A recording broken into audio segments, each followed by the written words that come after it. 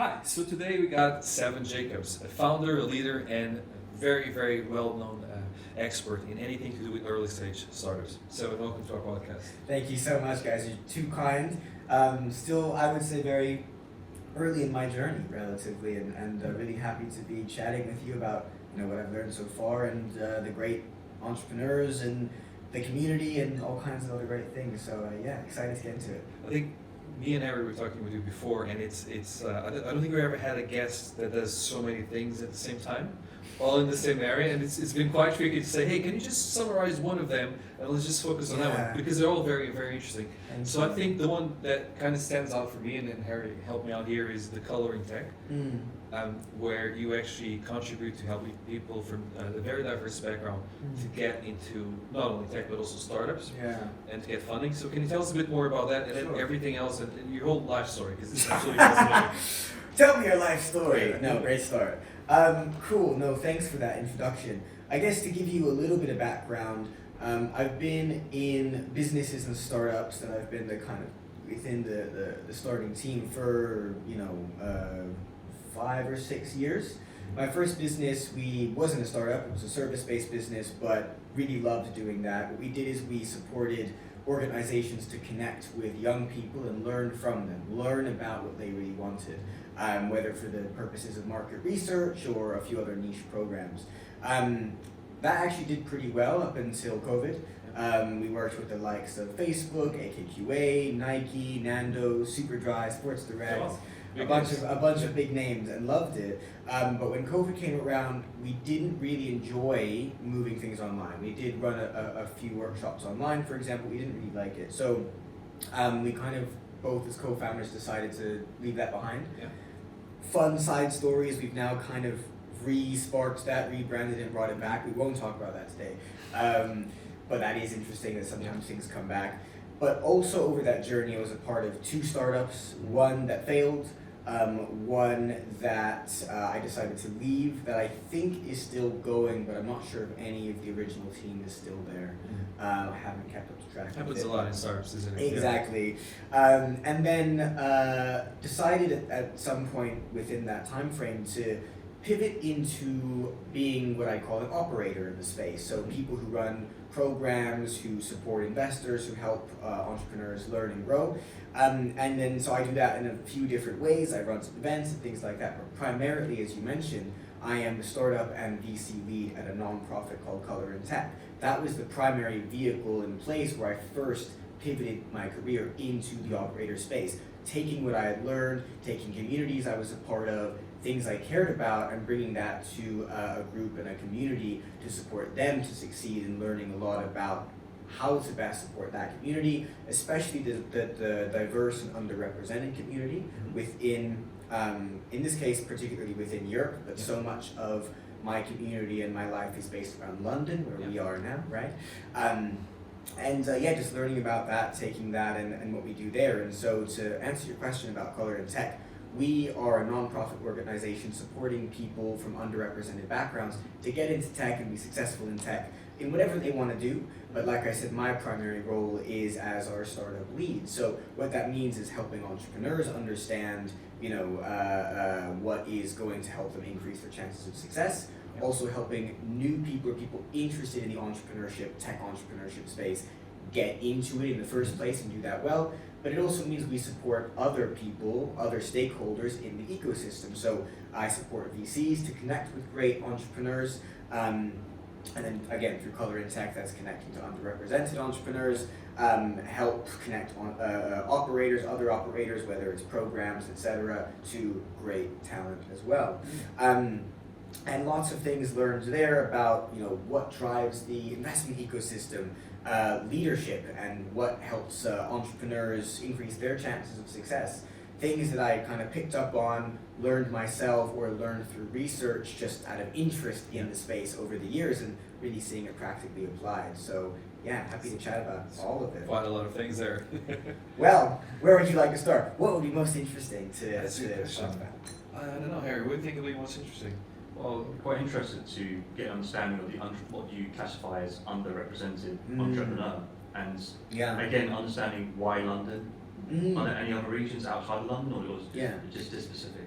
I'll answer those questions in reverse. So we do work throughout Europe. Colorintech's mission is to make Europe the most inclusive tech hub in the world, which is very powerful and lofty mission. Very strong message. It is, and it's interesting to think about because often Europe is a bit behind on these things. If we think compared not just to the US, but also to China, even some other parts of Southeast Asia, and increasingly to some other regions or pockets of the world as well, Europe's generally quite slow to adopt new tech. I remember when in one of those startups I was a part of, our main thing was QR codes. Yeah. And at the time, that was real weird to the British. And it was like, but Up in the until States, COVID, it was super weird, but then after COVID, it was like, yeah, we right, love QR codes. exactly. Yeah. In the States, they've been using it for years already. And now we see them as really simple and obvious, but you know what I mean? So that's just a super simple example of Europe's a bit slow sometimes. So we want to, yes, increase the tech entrepreneurship and innovation and speed of that, but also ensure it looks more representative of what this continent, in the case of the whole of Europe, actually looks like. Why London? That's actually a really interesting question. So yes, Colorintech works throughout Europe. So much of our community is based in the UK, and I do other things as an operator outside of Colorintech as well. And again, same thing, so much of that is in London. Why? For better or for worse, London is one of the best cities in the world for entrepreneurship. And that's stats, that's not just my bias. I do really like London as a city. But the stats really back that up. London is like number 3 for entrepreneurship in the world. That's after Silicon Valley, and I want to say number 2 is New York, but I need to double check that. Probably more accessible as well, right? Because London's quite accessible for Europe. It's also quite accessible for other for certain regions, depending on, and this is when you get into the interesting, conversation of why, but essentially is down to the colonial history. So unfortunately not great history and really bad history there. But what modern day reality looks like is, the Commonwealth, quote unquote, so to speak, you get a lot of migration to the UK from that. And with that comes so much incredible talent that unfortunately is often underrepresented in the stats. And the funding received and all kinds of things, yeah. So just going on that point there, you mentioned that you're doing work in kind of Asia and Europe. What kind of the up and coming areas within those regions? And you mentioned about the Commonwealth as well. Is it kind of following that pattern? So I think if we look at the global stage, I think it's less and less about these historic groupings or power structures, right? I think the Commonwealth has defined, in this case the UK, up till this point, quite a lot. And I think increasingly it's going to look like global players. We're at a time, I don't know if this dates the recording or not, but we're at a time where the BRICS nations are becoming stronger than ever.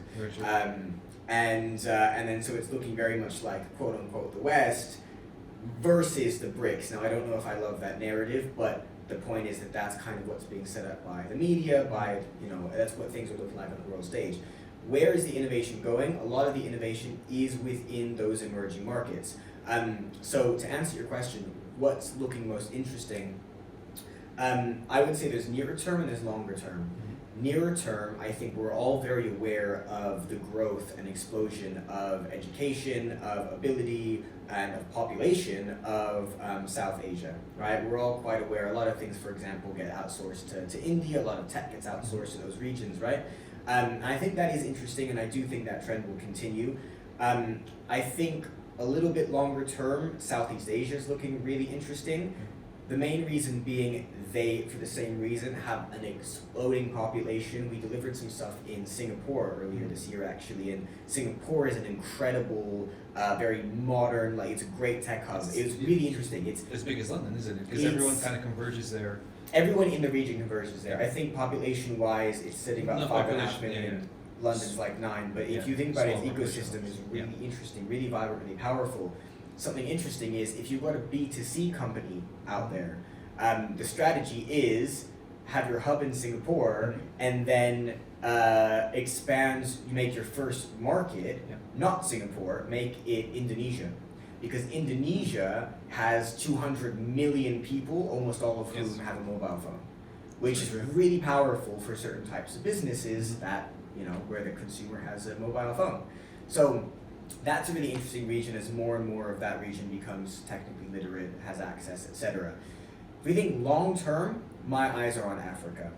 Right this second, unfortunately, very little of global investment funding goes to Africa. It's about 1% of global funding goes to Africa. Which is really a shame because which is tiny. If you look at the projections for 2050, the biggest countries are actually going to be the ones in Africa, Exactly. the ones with the biggest population growth. Exactly. And in terms of adoption of technology, I'm thinking Nigeria, for example, Mhm.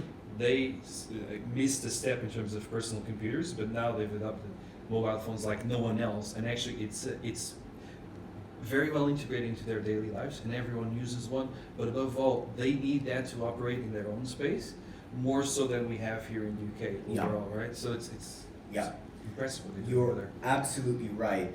The interesting thing about where that investment goes is so much of it goes to 4 major countries at the moment. So 75% of that 1% goes currently, I believe, to Nigeria, then Kenya, then Egypt, then South Africa. I believe in that order as of my last reading about it. And exactly what you're describing is exactly what's happening, where global population is on decline.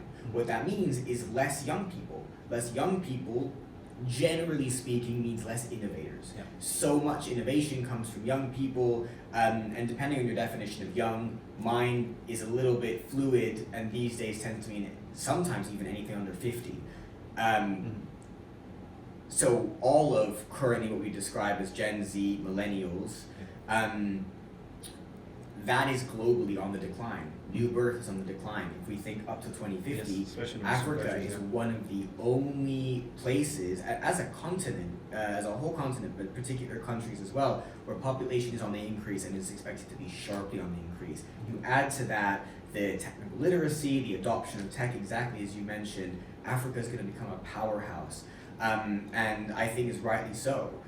So much of history has, especially the last few hundred years, has been essentially, quote unquote Western countries taking resources from Africa, and Africa is now finally going to be taking something back. It's been really fascinating, and I'm really excited about all the innovation in the region, and for people I know there, how quickly they're doing incredible things. So what advice would you give to someone from the, I'm not going to say developing country because I don't think that's entirely correct, Sure. but for someone from Africa, for example, let's say Nigeria, in order to get investment, how would they even be on the radar of actually we are a valid company, we have this amazing product, we need to get some investors on board? So I probably couldn't advise someone who's on the ground in that space, because being on the ground in any space is going to be a little bit different in context. Yeah. So working in Europe, London is different to the rest of the UK, is different to Ireland, is different to Germany, where we have some community base, right? There's always different hurdles.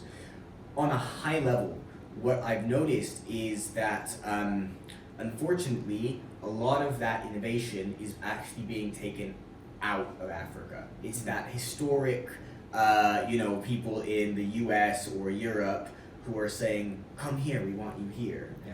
And actually there's a resurgence of people going, either staying in those jurisdictions or money is going to those jurisdictions, and emerging fund managers. So what that means is, a small VC who has a small fund or raising their first fund, saying we're only investing either in people based in Africa or people whose primary target market is in Africa. And that's really, really powerful.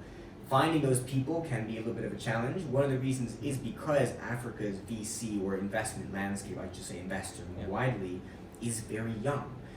10 years ago, London's looked very different to how it does now. It does. It's been a big difference in 10 years. Give Africa another 10 years, and especially certain parts, Nigeria is one of the biggest, and it will look entirely different. There will be more funds, there will be more money, it will be a lot bigger than 1%, but that does require more people to be willing to see that value. A lot of that money is held up in LPs. So in a standard VC fund, you've got the investors, those are called GPs, but the actual money comes from a variety of different types of organization that exist to invest. So those are often pension funds or other similar organizations, often called family offices. Those are just holding funds for someone else. Eventually that makes its way back up to very rich people, but it's people who have lots of money trying to make money off of your money. Yeah. And that tends to drive so much of where the investment can go. If a fund says, I want to invest in Africa, they have to convince the LPs that it's not just because they believe in the region, it has to be backed by financials. And that is a good thing on one hand, but that leaves room for those LPs to be biased towards their beliefs. If it's some old dude who's only ever invested in white people in Europe or America, good luck convincing them to give you money to only invest in Africa. Unfortunately, it's going to be hard. That's the challenge. The question I have in Europe, and especially in London, how are you finding that conversation going? Do you think that it's harder for someone of a diverse background to get investment just because of their background, or are people more open? Because it's such a multicultural city, isn't it? Yeah. We meet tons of people from all over the world. We go out for a meal. It's always a different region. That's one of the things I love about London. Yeah. But how does that reflect in investment? So I'll just add on to one point there really quickly. There's always a term that's thrown around called soft landings, and sometimes when you go and try and raise investment, they tell you sometimes England or London is not always the best place to go. Sometimes it's always good to have a look in Europe or other funds. Just going on Ricardo's question there, how would you give recommendation or advice to any underrepresented founder to go out to international markets, receive their fund, and then come back to London? I mean, look, there's one really important thing I want to stress here is that my cultural background is quite diverse, but for all intents and purposes, we are three white men having this I was just thinking conversation. about that, yeah. and so what I'll say is whatever my experience is not my experience. It's me doing my best to listen to the founders that I'm here to serve and support. But that will be different depending on who the founder is. So the fact is that if you're an underrepresented founder, you're still much more likely to be invested in if you went to Oxford and Cambridge, right? And things like that. So nothing I will say will ever be the truth. It will be the closest interpretation I have found so far based on whatever listening I've been able to do. Based on that listening, the stats unfortunately do not tell us that being in a more diverse place makes you more likely to raise if you're from an underrepresented background. I love London's diversity, and I think on a micro level, that makes it easier to have a community around you. And one of the biggest pieces of feedback I get from underrepresented founders is they're less likely to have the community that can open those doors, whether it's, I know someone who introduced me to my first investor or my first client, which is also an incredibly important part of the equation, or anything else like that. But the fact is that what the stats show is that underrepresented founders receive a tiny fraction of the money. It sort of begs the question as well as what's the definition of an underrepresented founder, which I think you asked earlier. At Colorintech, it's fairly broad. Our only criteria tends to be they're from an ethnic minority background. There are lots of different measurements or metrics or whatever that do often get used as tick boxes, and I think that's a shame. But as a result of that, one of the interesting stats I came across recently is that about 94% of the money that goes to quote-unquote underrepresented founders goes to white women. So being a woman, that's a tick box and that's all you need. Now, that doesn't mean women are underserved in this ecosystem, but it does show that, it does explain why it's something like less than 1% of funding goes to people from ethnic minority from black backgrounds specifically, I believe.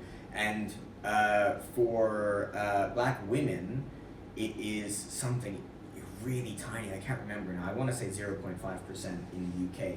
And if you think the vast majority of those founders just statistically is going to be based in London or other major diverse hubs, you're in a diverse hub, but that's what the statistic is. That tells me that no, it doesn't make anywhere near enough of a difference. It might impact whether you're close enough to a community, which theoretically should have some impact, but clearly we're very far away from anything we call equity or an equitable situation.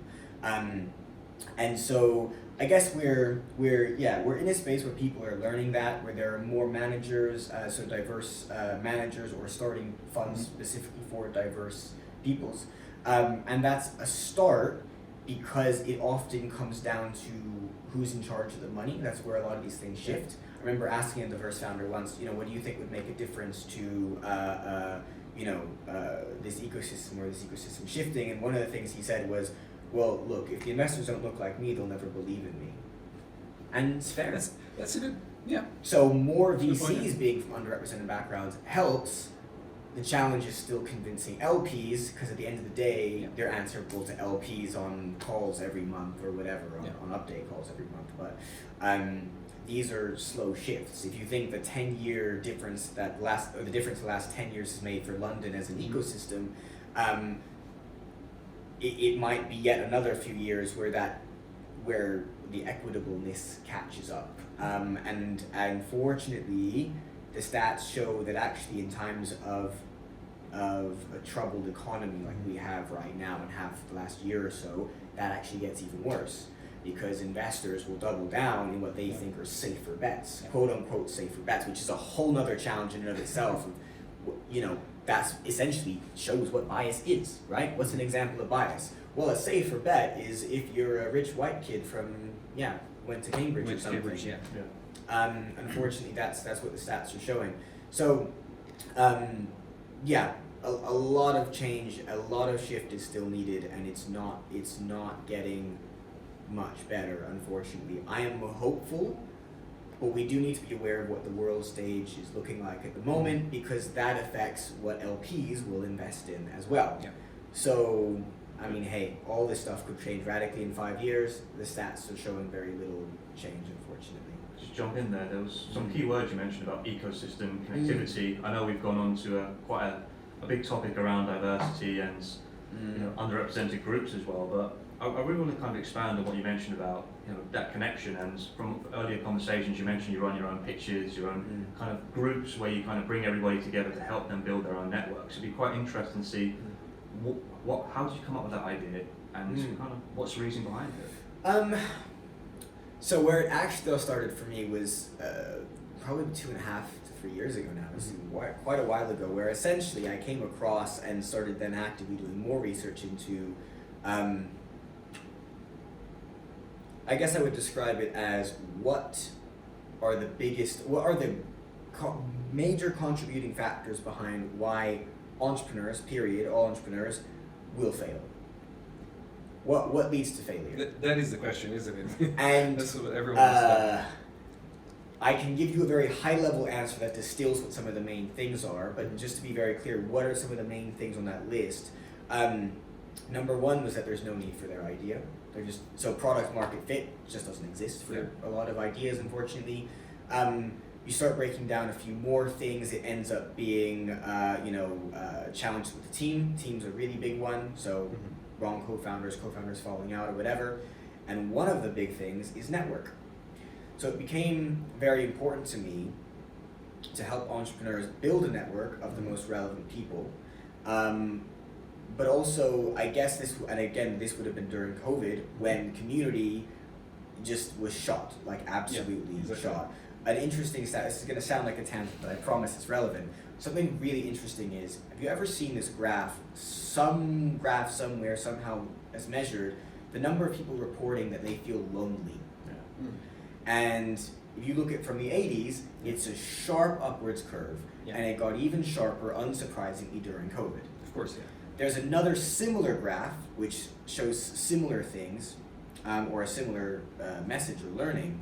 The number of people that feel, or the average number of people that someone feels they can call upon in a time of crisis.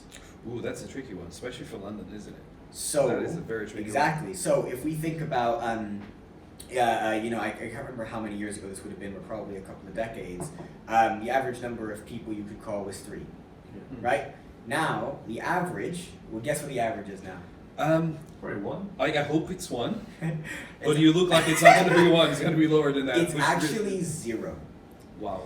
And in my brain, that's ridiculous because for an average to be 0, the majority of those answers has to be 0 to outweigh the number of people that answered more than 0. That's so scary, isn't it? Because It's we're terrifying. super connected. We're hyper connected all the time. So this has That's become crazy. a recent challenge Yeah. I've had, and this is just a life challenge in general of what do we mean by connection?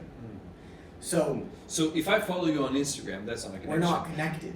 Or LinkedIn. If Just checking. we have a LinkedIn connection, Yeah. I think we've bastardized the word connection to mean. Sorry, you need to cut that word out. No, you can use that word. No, I'm just thinking out of my 7,000 connections on LinkedIn, how many are you connected to? not even close to being. Do you know what I mean? Irrelevant A numbers, stat I love is that human being can only manage about 150 true connections. Mm. So Which vary along your along 10,000 some friends lines, on Facebook, Yeah. they're not all your friends. No. Just by it's physically impossible. Well, I think I have 143 friends on Facebook, and I keep that number very tight. There you go. So your Facebook is clean, your LinkedIn isn't. Yeah. And what that reveals to me is we're living in a time of what I describe as hyper-individuality, hyper-individualism. We're all so separate, connected. Do you know how many businesses I see where I go, I know another founder of a business that's so similar, you should be on a co-founding team together. Yeah. But they go, but I'm the CEO, and I have my COO, and they're the CEO, and how would it work? And so someone's business would need to, egos are involved, we're separated. As a result, you get so much competition. As soon as you hear competition, we've been trained to go, but competition's a good thing. On a macro scale, yeah, not if you're wasting your time. Period. So, to come back to your question, how did I get into essentially the space and the passion for bringing people together?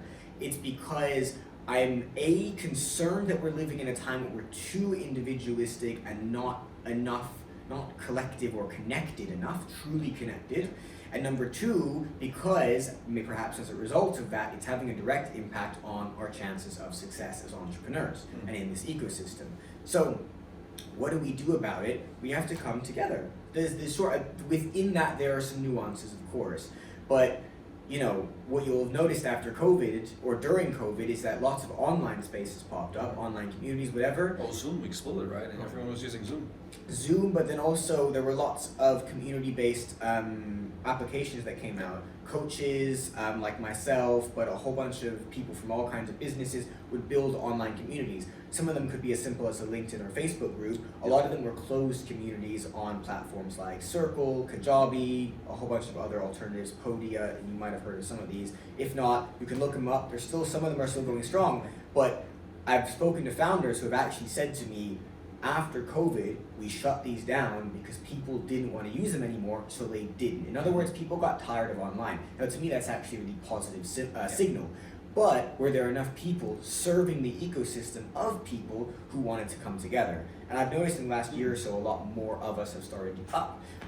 So I run an event called Founders Live London.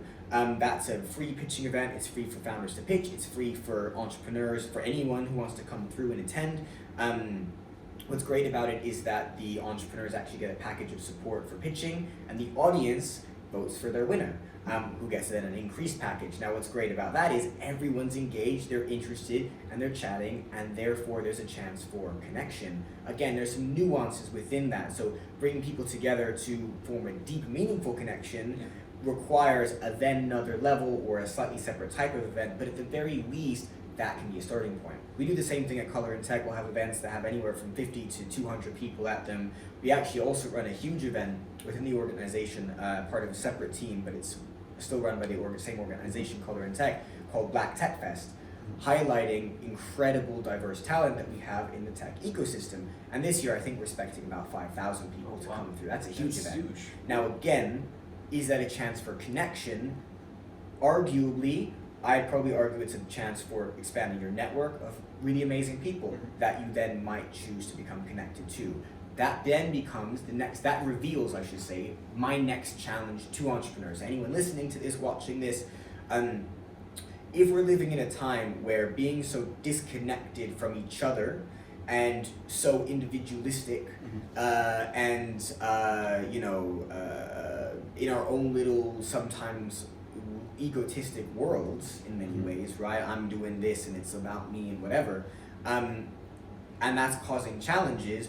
What can you do to overcome that? Does it mean that you need to double down on the close group of other entrepreneurs in your network? Does it mean, in my case, what I'm doing is a lot of people will say, oh, you want to connect with me or chat to me, let's, jump on a Zoom call. Still. Yeah. And I'm like, I'd love to grab a coffee with you. I'll pay for it. I'll cover the coffee. But I want to see the person behind the Zoom call, behind the screen. And I wonder if we treated clients, investors, peers the same way or that kind of way more often, if we as a community or just entrepreneurs in general would have a greater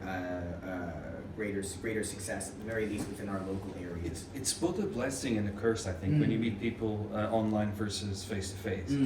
A blessing because you can meet people from all over the world. A curse because sometimes you're stuck in a meeting with someone who you don't want to talk with, and Sure. And you can be very, very rude with them, right? It's easy to Sure. be rude with them. But then when you're doing it face to face, you tend to ask more questions before dismissing someone completely.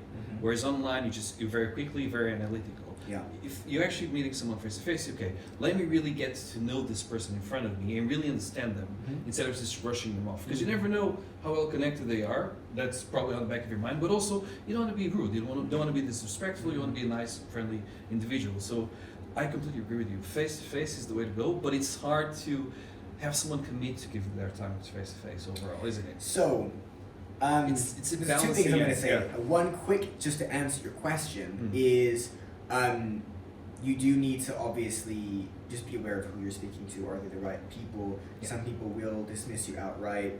Generally speaking, if you ask for, can I grab you for a 20-minute coffee because I'd really love to pick your brain and get to know you as a person, people tend to respond well to that. It depends sometimes on the context. Yes, it can be challenging. Big number two, though, really important point I want to pull out. I didn't describe it or really intro it very much.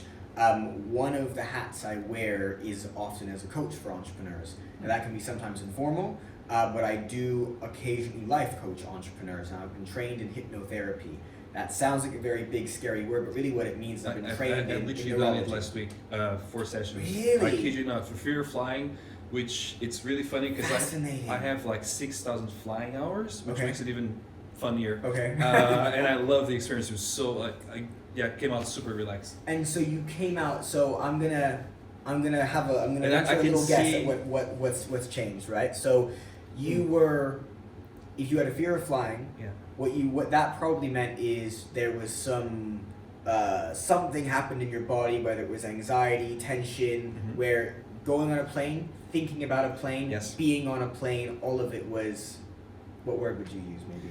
No, it got me panic attacks actually. Panic I literally attacks, had a okay. panic attack, and I was like, okay, I need to do something about this. And there's 2 ways you can go about this. You can go for through meds. Yep. And meds for me did not work. I was actually, I think the first podcast we recorded, I took a Xanax the day before, and I was completely gone. Wow. The energy was very, very low. Interesting. And then this one, we're kind of going completely off topic here, but No, I think this is really relevant. You'll see why. This is really relevant. but the point of this is hypnotherapy really helped me to position things in the way they should have been positioned in the first place.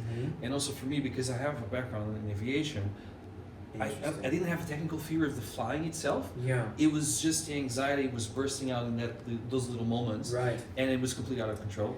So I could see Interesting. the power that hypnotherapy has in a lot of areas of your life, Yep. especially when you're a founder, especially when you're struggling with either making connections or presenting your product Yep. or managing a group of people. It builds your confidence up. It's really fascinating. I'm willing to bet, like, now that you've gone through that process, have you been on a plane since you've been to that place? I haven't You yet. just No, finished? not yet. Yeah, I literally just finished last week, so I What need to is go on a plane. what is the thought of getting on a plane? How does that make you feel? Happy, oddly. It makes me feel. Actually, I'm excited about the idea of going traveling again. I love that. So Which is that is bizarre, isn't it? well, not to me. It's not, but maybe because I've been trained in it. Is like that is not at all an uncommon reaction. It is reframing your relationship, the mental relationship you had, the psychological relationship you had with something that created very physical experiences, and reframing it completely. to the point of your neurology now being different. So what was happening before when you had those experiences and in your own words, panic attack, what was happening was there was a trigger to think about it. So someone, for some people it's even as simple as mentioning, in this case, an airplane. And then there's a pathway in your brain, a neuron fires in your brain, goes down a certain pathway that leads to a response. Yeah. And now what's happened is that pathway is shrunk, or in some cases after enough time even disappeared completely, and a new pathway is opened up. And that pathway is saying that this actually equals something else. And that something else is now, in this case, happiness and excitement. Yeah. So that's kind of an explanation of what that is. Why do I want to pick this up? Because the words you used there were, it can be very hard to do. Use the word hard. And I have one of the most powerful reframes you can do. Reframing, just to be very clear, is when you... I'm absolutely loving this. Go on. There you go. Yeah. Reframing, just to be very clear, is when you you use or you see something in a certain light, you essentially frame it in a certain light, and often using language. Almost all of this is to do with language, at least in this context. A reframe means you change the language to change the context for how you view that thing. We describe entrepreneurship as hard, as difficult, as there are a lot of problems. And almost all of those words are synonyms to those words. I will reframe and would encourage you to reframe as challenges. Why? Some really interesting research behind this, actually. Someone, somewhere, somehow, did a study that showed that if you take the exact same sentence, so you take a sentence that has the word problem in it, and you have someone repeat the exact same sentence, you change one word, you change the word problem to challenge, what happens is when they say the sentence that has the word problem in it, their blood pressure rises. When they say the sentence with challenge, it stays exactly the same. So something to keep in mind as an entrepreneur is that, and one of these things that leads to, in fact, it's not I wouldn't say it's one of the things that leads to the increased failure rate. I would say it's one of the things that underpins so many of the top things that lead to that increased failure rate, is us getting in our own way. Yeah. How are we getting in our own way? Well, the entrepreneurial ecosystem, the language we use, has done something fascinating where we've tried to, and in some cases have, framed hard work as a good thing. Yeah. But is your brain doing that? So, for example, I'm putting in all this hard work to build this business. You know, I'm working 20 hours a day, doing the graft, whatever it is. And that's been framed in the ecosystem and in the language we use in the startup world as being a good thing. Absolute necessity. This is even part exactly. of I think Chinese culture, they have the 996 culture where you work from Oh 9 my to 9, God. 6 days a week, which Oh is my absolutely God. crazy. And I mean, Yeah. and then on the other hand, you've got 4-day work weeks, and we Exactly. seem to be very productive. But anyway, what's interesting is, so we've got that as a framing in the ecosystem. Has your brain fully taken that as being a good thing? Theoretically, your brain could so deeply adopt that that your blood pressure doesn't rise when you hear the word hard work, and it genuinely energizes you and whatever. But the likelihood is, if you're using the word hard or problem to mean difficult, hard, problem, anywhere else in your life, your brain will see that as that. One of the simplest ways you can get out of your own way is by reframing these as challenges, as things that may take a lot of time. They may require a good amount of effort. Even effort is sometimes a challenging word. But these little simple reframes can make so much of a difference, and from my perspective, what I've noticed is they underpin so many of those top problems, or again problems, top challenges, top causes, I should say, of that failure rate. Everything from challenge with co-founders, cool. That could easily be a relationship thing that is stemming from too many egos, and that is something that's you getting in your own way, or you framing a situation in an unhelpful way. To, you know, is there product market fit? I think it's a really fun place to be. What I always say to entrepreneurs who describe, oh, we're just in the early stages. I'm like, no, it's not that you're just in the early stages. It's that you are in a fun, exciting place. Why? You haven't raised money yet. You don't have customers that are waiting on the next release yet, whatever it is. So you have the space to play, to test, to learn. And that's a fantastic, fun, amazing, powerful place to be. It's a really simple reframe, But I wonder how many of those types of reframes or lack of such reframes are leading to an increased failure rate. Even what I've been saying, increased failure rate, I've started changing that to let's increase the success rate. That's a good word. But as we come to the end of the podcast now, how can our audience find you? Do you have any website, socials you want to shoot out there? Sure. So my most active platform at the moment is my LinkedIn. On LinkedIn, I see all kinds of opportunities for programs, for events, interesting news I think people need to be aware of, grant funding, things people can apply to, whatever. So I'll post those on there. I do post some thought leadership stuff on there as well. So my LinkedIn is just my name, Seven Jacobs. Increasingly, I'm doing more stuff like this, content where I'm speaking to cool guys like you. And so I'm going to be increasingly putting that on my Instagram. That is also just my name, really helpfully. And then finally, if you want to learn more about me, including the work I do with Colorintech, but then also the other events I run, such as Founders Live London, me coaching entrepreneurs and other events I might be running in the not too distant future. Pretty much all of that you can find through my website, which, guess what, is also my name, is also just 7jacobs.com. So yeah, please do come find me, connect with me, happy to help. For underrepresented entrepreneurs, I actually run free office hours through Colorintech, so I can directly advise entrepreneurs with some time. So yeah, just come grab me and I'll see how I can help. Thank you very much. Yeah, it's been great chatting to you guys. Thank you, Seven. It's been a pleasure. Thank you. Cool.